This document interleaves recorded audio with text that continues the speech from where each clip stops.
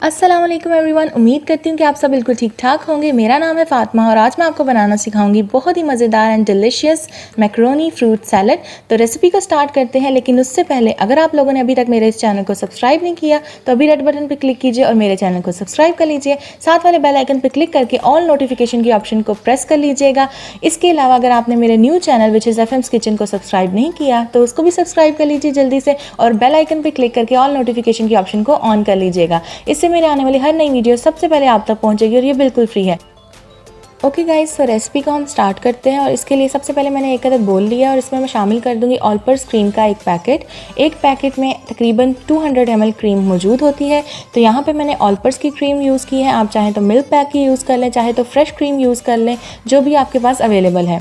इसके बाद मैं इसमें शामिल कर रही हूँ हाफ़ कप के करीब मेयोनीज़, यानी कि आधा कप मेयोनीज़ का ये मैंने इसमें डाल दिया है। आप चाहें तो घर का बना यूज़ कर लें या फिर बाज़ार से ले लें। इसके बाद मैं इसमें शामिल करूँगी दूध, यानी कि मिल्क। इसमें मैंने हाफ़ कप मिल्क डाला है और मैंने ऑल पर्पस का ही यूज़ किया। आप चाहें तो कोई भी यूज़ कर सकते हैं, किसी भी ब्रांड का, आप इवन फ्रेश मिल्क भी इसके अंदर डाल सकते हैं। तो इसके बाद इसको हैंड विस्क की मदद से मैंने मिक्स किया है। अब मैं इसमें डाल रही हूँ हाफ़ टी स्पून सॉल्ट, यानी कि नमक। 2 बड़े चम्मच मैंने इसमें डाले हैं शुगर के, यानी कि चीनी के। अब मैं इसमें डालूंगी काली मिर्च का पाउडर हाफ़ टी स्पून। इसके बाद इसमें शामिल करेंगे हम चाट मसाला पाउडर, वो भी मैंने लिया है हाफ़ टी स्पून। ये सारी चीज़ें डालने के बाद इसे मिक्स करेंगे एक दफ़ा अच्छे तरीके से। और मिक्स करने के बाद अब हमारा ये मिक्सचर जो है बिल्कुल रेडी हो चुका है। तो अब इसमें हम बाकी चीज़ें डालेंगे।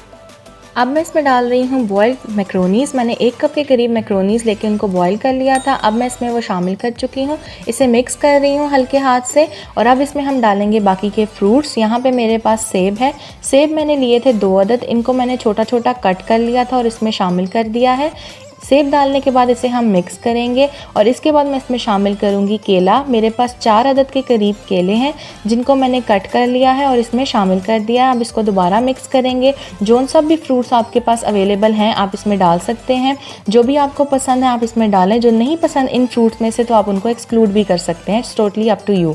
इसके बाद इसमें लास्ट में मैं डाल रही हूँ खरबूजा। खरबूजे का सीज़न आया हुआ है, मस्क मेलन। तो मैंने एक छोटा खरबूजा लिया, उसको कट कर लिया छोटा छोटा और इसमें शामिल कर दिया। तो फ्रेश फ्रूट्स हमने सारे इसमें डाल दिए। अब मैं इसमें डालूंगी एक कॉकटेल का टिन लिया है मैंने, स्मॉल टिन है। अगर आपके पास मौजूद है तो आप डालें, नहीं मौजूद तो कोई हार्ड एंड फास्ट रूल नहीं है, आप इसको एक्सक्लूड भी कर सकते हैं। इसके डालने से आपका टेस्ट बहुत अच्छा आएगा सैलेड का।